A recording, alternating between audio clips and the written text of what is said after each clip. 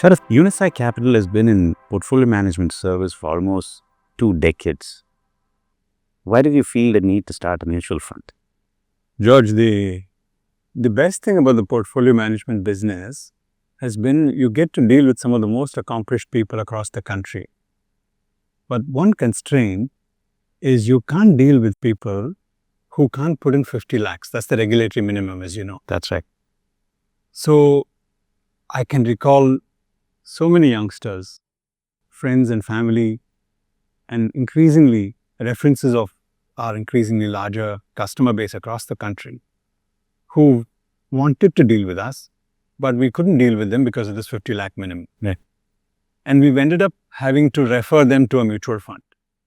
And when I look back at what we've done, we've referred them to a mutual fund that it's turned out that a large majority of our mutual funds in this country, they're not strategy focused. They're either cap focused or they're sector focused. So if somebody puts money into a financial services sector fund or say an IT fund, he has to take the responsibility to get the timing right. It's an inevitable cycle across caps and across sectors. How is a layperson going to get that timing right? Even professionals often get it wrong. Right. So it became clear over time that there is a huge need and an opportunity if we could come up with an all-weather fund where we would take the responsibility to find the opportunities and equally stay away from opportunities that were either on the wrong end of the cycle, right, or an opportunity which would take you onto a negative and a long wait for an inflection. George, how are we thinking about new schemes that we want to launch? There seems to be well over 1,000 funds in the industry, and for an investor it must be a maze to choose from. And every year the media profiles a few funds that are doing really well, and naturally people are tempted to sell what's not doing well and buy what's doing well, and often that turns out precisely to be the wrong thing to do. Investing is about buying low and selling high, and people end up doing the opposite because of the stimulus. How are we thinking about this situation? Are we going to launch a large number of funds? Our approach is diametrically opposite to what you just mentioned. We plan to launch just 3 funds: an equity fund, a hybrid fund, and a fixed income fund. A fund in each category. This ties into our philosophical conviction that it is best to do a few things and do them really well, committing all our resources to make sure that it's a success. This also takes away the difficulty of the client having to choose from a range of investment strategies, each of which inherently is subject to market risk.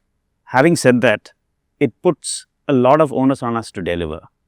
But this is the approach we've always taken, and in the last 20 years we've succeeded. George, in the past when I've recommended a fund to clients, I've had people come back to me years later sometimes, and I'm happy to see them and say, you made a great investment. Are you happy with that investment you made? And I'm surprised that people don't share that happiness because they seem to have stepped off at the wrong time. And I've seen this pattern of a gap between the returns that the investment manager seems to be delivering, but his clients are not able to stay the course and participate in that return. Why is this happening? Past 20 years as a wealth manager, I've observed this contradiction. In my opinion, investor behavior plays a crucial role here. Many investors are swayed by emotions or seemingly rational logic, both of which could lead them to time the market, which is again always fraught with risk and often leads to poor outcomes. The best way to bridge this gap is to communicate the conviction the fund manager has in a very effective manner. We need to find a way to communicate that gives the customer what he needs in terms of the information, not superfluous, unnecessary information, just the right amount of information for him to stay the course. So it's both performance and customer handholding that ultimately translates into investor returns.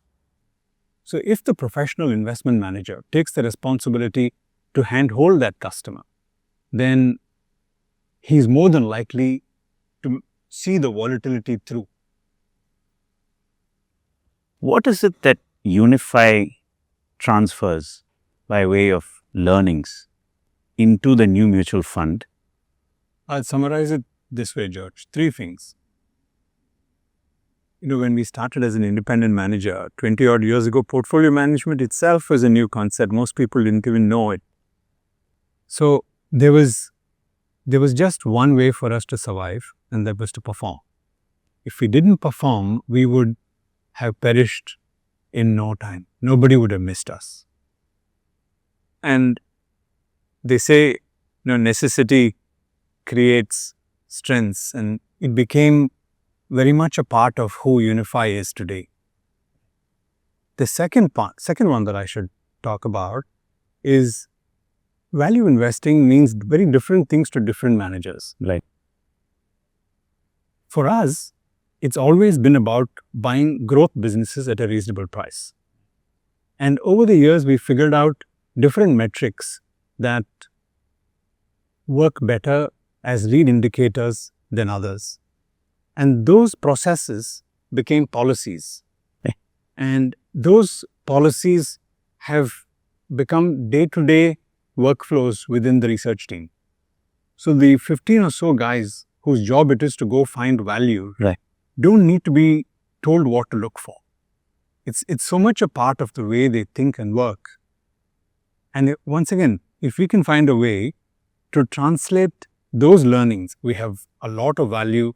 23 years of learnings on day 1 is a lot of value. And lastly, our good fortune is that we've been able to move 4 really talented and experienced analysts and fund managers to the new company, to the AMC. Saravanan, who's our CIO, has spent 19 years with the parent.